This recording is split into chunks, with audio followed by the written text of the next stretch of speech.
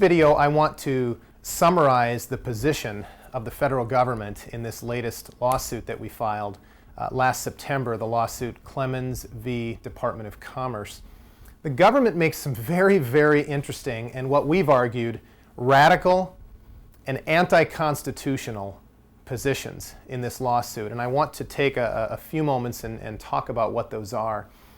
Here's essentially what the government's position is. And by the way, they filed 2 briefs, each about 35 pages, so you can read this for yourself if you go to the apportionment.us website and click on the case tab.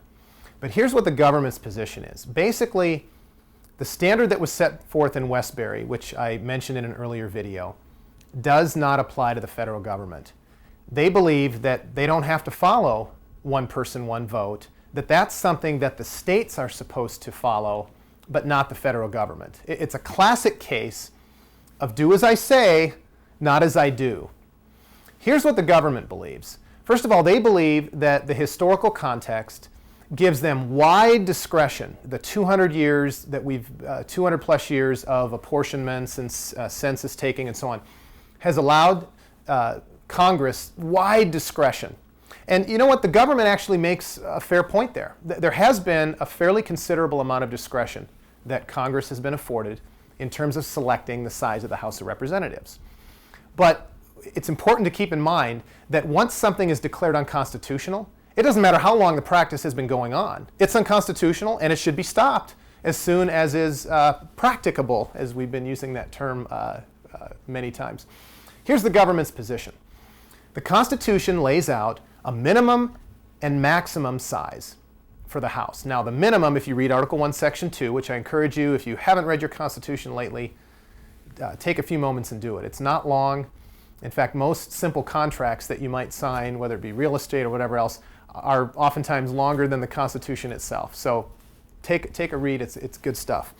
Article 1, Section 2 imposes a few limitations. One of them is that every single state gets at least 1 rep. So that's incidentally why back when we've talked about Montana and Wyoming, they each get 1. You can't give a fraction of a rep. So every state gets 1 rep. And districts can't be any smaller than 30,000 people. So the upper limit, if you take the population of our country and divide it by 30,000, you can get a House size that's upwards of 9,000 members or greater. And this lawsuit and apportionment doesn't necessarily advocate that House size. But the point is, the Constitution sets forth 1 per state, in this case 50 states, or 9,000 plus. And basically the government says, we can pick a number anywhere in that range. And then they also concede later that because of a Supreme Court ruling, they do have to apportion whatever model they use to apportion extra reps beyond the 50 after each state gets 1. That method must be according to population. So we proposed in our brief to frankly articulate why this is so anti-American, anti-equal, and anti-constitutional. Let's have a House of 51 members, okay? Now here's what the government says. Let's give every state 1 rep. And let's give California 2, because we have an extra rep that we must apportion based on population, which they concede is a process that needs to be followed.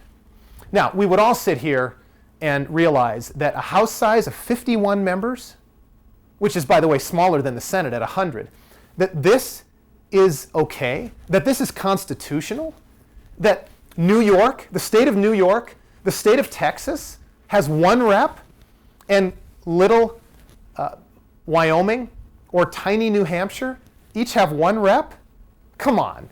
But the government, and in oral argument, they were asked that question, similar question, can we have a House of 50, is that constitutional?